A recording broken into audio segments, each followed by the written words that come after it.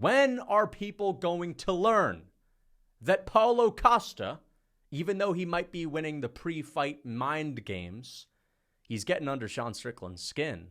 When are people going to learn that Paulo Costa is all talk, no bite?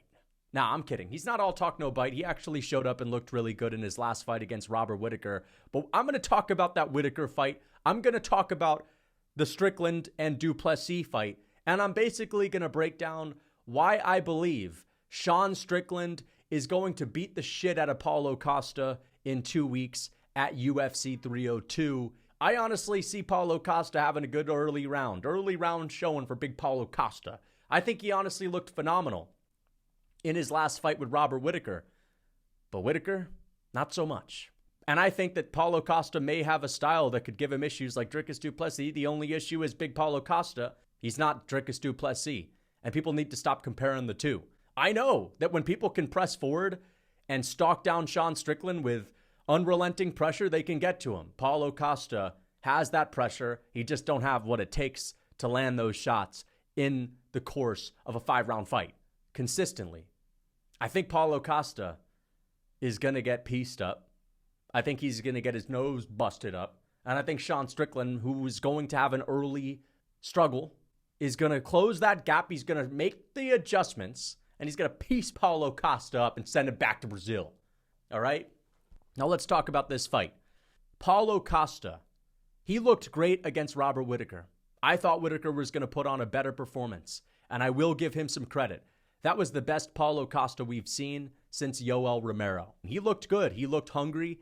He looked to be in phenomenal shape. I think he was the leanest he ever was, right? I think he had a pretty smooth sailing weight cut. And he had a good gas tank, and he didn't quit, and he fought tooth and nail all the way up until the end. The issue is, I don't believe that that was the best version of Robert Whittaker. I believe that it was a Robert Whittaker that was fighting to prove a point to himself. And if you've listened to Robert Whittaker's interviews recently, then you've heard Whittaker say things like he said to Demetrius Johnson on his interview that he had with him, I think that came out about a month ago. He said, it was important to prove that I could withstand the pressure and the physicality of a strong guy like Paulo Costa, a powerful fighter like Costa. I needed to prove that to myself. I needed to go out there and not fold. Right? Because think about his matchup with Dricus du Plessis.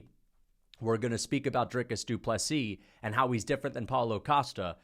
Whittaker kind of folded to Dricus du Plessis because of the physicality and the power. And he went into that fight against Paulo Costa. And I'm not just saying this just to say it. He's even said it himself multiple times. He needed to prove to himself that mentally he's not going to crack under those conditions against powerful, heavy pressure and physical fighters. And so he didn't. But that was not the Whittaker that we're used to seeing style on his opponents. That was not the light on his feet, Bobby Knuckles bouncing around the outside, closing the distance, in and out, in and out. That was the Whittaker that planted his feet in the center of the octagon. Robert Chinny Whittaker that does the Irish jig whenever he gets hit. That was Chinny Robert Whittaker standing his ground in the center of the octagon. It was a great fight. I honestly thought it was one of the best fights of the year. It was phenomenal. I loved it. But what I'm saying is it was an uncharacteristic approach from Whittaker. Sean Strickland is not the guy that is going to plant his feet in the middle of the octagon and sit there and slug. Sean Strickland is not going to go in there to prove a point that he can be a tough man. Strickland doesn't fight like that. I just rewatched his fight with Izzy. I've rewatched his fight with Jared Cannonier. And I've rewatched his fight with Dricus du Plessis. Against Adesanya, people say that he totally dominated him and he outclassed him and he shut him down. But it's not like Sean Strickland was out here throwing the kitchen sink. It's not like Strickland was out here putting people act like Sean Strickland put like a Max Holloway style of beating on Izzy. Dude, you'd be lucky to get more than 5 or 6 strikes around or punches to the face from Sean Strickland against Adesanya in multiple of those rounds. I saw more teeps than punches in some of these rounds.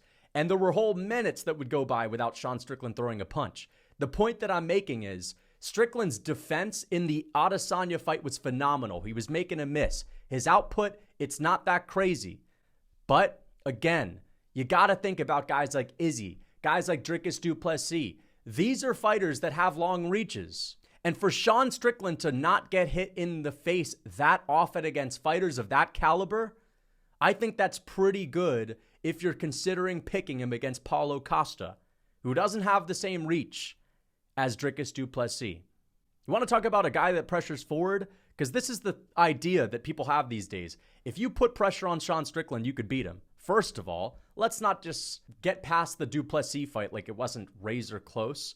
That is true. There is something to be said about that is the style that gives Sean Strickland issues because he doesn't necessarily plant his feet in the middle of the cage and he doesn't necessarily march these guys down. If people can deal with the power, which they usually can against Sean Strickland, they can march him down. The issue is, think about Dricus du Plessis and how much different he is from Paulo Costa. Yes, he's a big, strong guy, but that's not what we're going to boil it down to.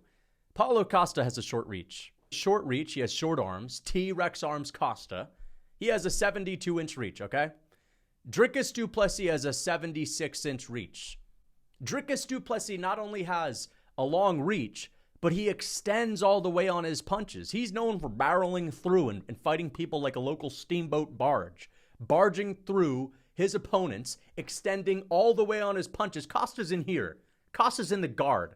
You know what I mean? He's pressing forward. He's got T-Rex arms. He's not extending all the way, right? Costa likes to get in the phone booth. He likes the dirty boxing. Dricus du Plessis is charging at people like Captain Underpants, fully extended, all the way on his punches, looking at the ground, mouth open, drooling out of his mouth. Dricus du Plessis is a bit of a sloppy boppy. He's a bit of a, he's kind of one of those guys that just does the most unorthodox things, but it works because he is the powerhouse that he is. Speaking of power, Dricus du Plessis not only extends all the way on his punches, okay, flying at people like Captain Underpants, like Superman, but Dricus du Plessis actually knocks people out. Du Plessis has multiple one-punch KOs throughout his career, okay? Paulo Costa landed a pitch-perfect spinning wheel kick on the chin of Robert Whittaker. Didn't even phase him. No, I kind of phased him, but didn't drop him. Dricus du Plessis drops Whittaker with a jab. Listen, it's no secret. Paulo Costa has overrated power. Is it even overrated anymore? Everyone says it's overrated these days. It's rated properly, and the proper rating for it is, it's okay. He's got decent pop. He's got more thud than pop. He's not knocking people out with one punch. Strickland has a good chin. Strickland was not dropped, not hurt by Dricus du Plessis, who again extends all the way on his punches. Moves forward, barges forward, runs at people, puts everything into his strikes. So not only does Paulo not have the reach, not only does he not have the same power, and not only does he not extend all the way on his punches, Paulo Costa, he's not the best technical striker. Like, don't get me wrong, if he can get into the phone booth, he can land some good shots, but he's got Luke Rockhold in the phone booth. Gassed out Luke Rockhold right in front of him. Where's the KO? Where's the moment where he's teeing off on him? And Rockhold's not known for his boxing. He's not known for his boxing defense. He's going to be in front of the best defensive boxer he's ever faced in his entire career.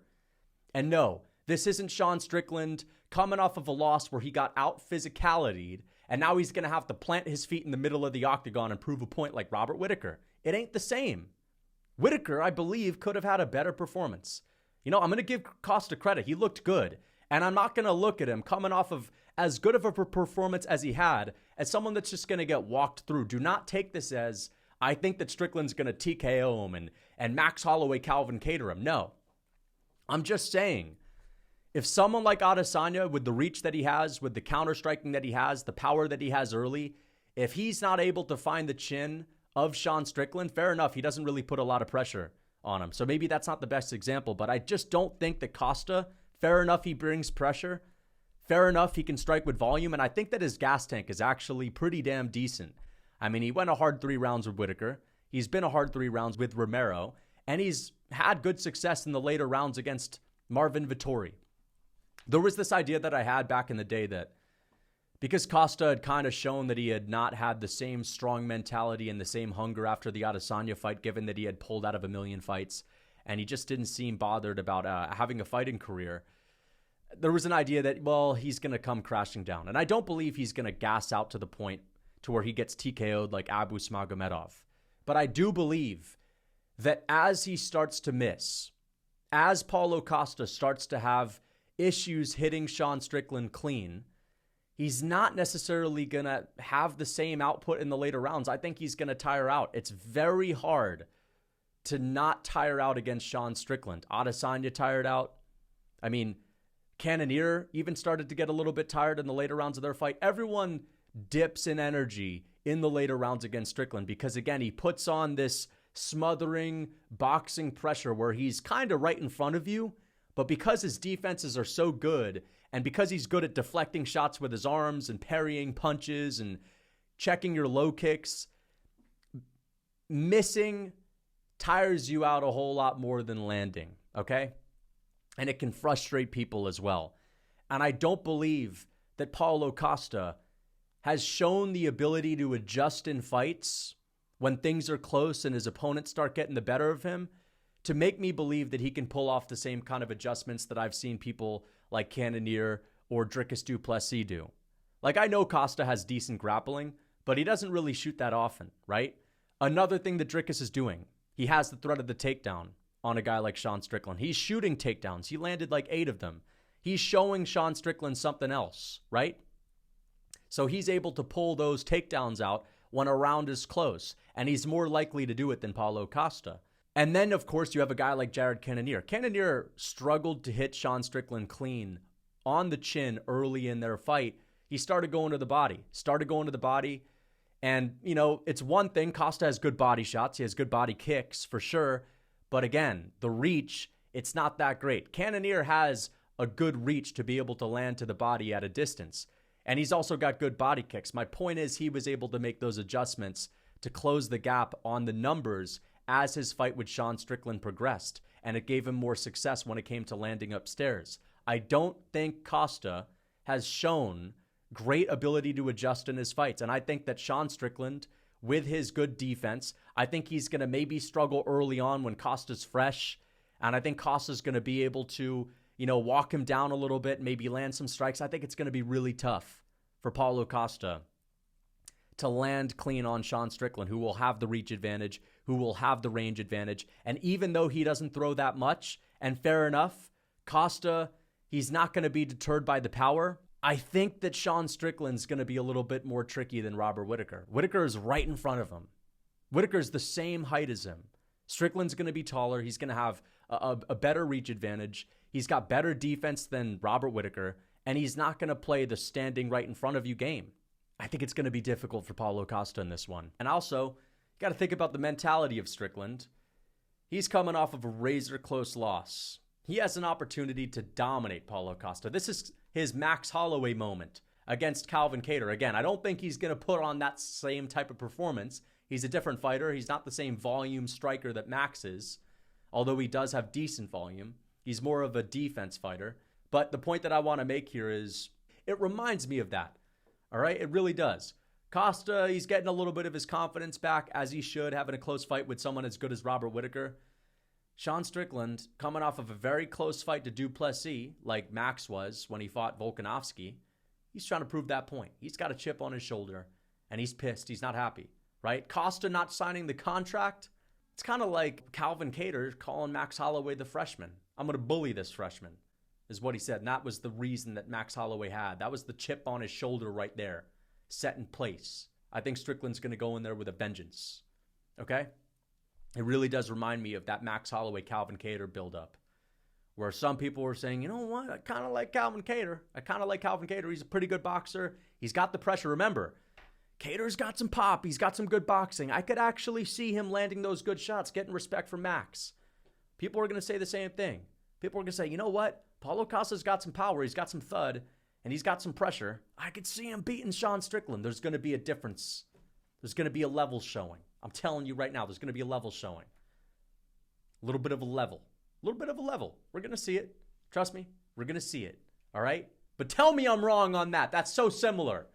This is why this fight is so great. This is way better than the main event. Because the main event is being looked at as, it's not going to be that competitive. This is a Dustin Poirier retirement fight, pity party, basically. This is going to be a good fight. And you know what? It will be fun. It will be fun because Costa's going to bring it. Costa doesn't know any other thing. Even when he loses, Fair enough, he got shut down by Izzy, couldn't land a glove. It might actually look similar to that, except I don't think Strickland finishes him, but Costa always moves forward. Costa, he's a bit of an oaf. He moves forward and, he's got a hard head and he's willing to get in there and he's willing to scrap, but he's not Yuri, though. He ain't Yuri. He ain't moving forward like there ain't no way I could lose. Costa moves forward, but he's not moving forward like I can't get finished. I can't get KO'd, right? There's still a little bit of that, I gotta at least protect myself. Yuri Prochazka is the type of guy that could struggle with the defense of Sean Strickland and still pull off the win. Yuri Prochazka is the type of guy to miss 100 out of 100 strikes. Yuri could throw 300 strikes on Sean Strickland. Miss every single one of them. He's in Strickland's face, throwing spinning back fists, flying knees, elbows in the clinch. He's doing everything it takes to pull off the win. All right? I don't think Costa, if he struggles with the defense of Sean Strickland, is going to make that same thing happen, guys. I really don't.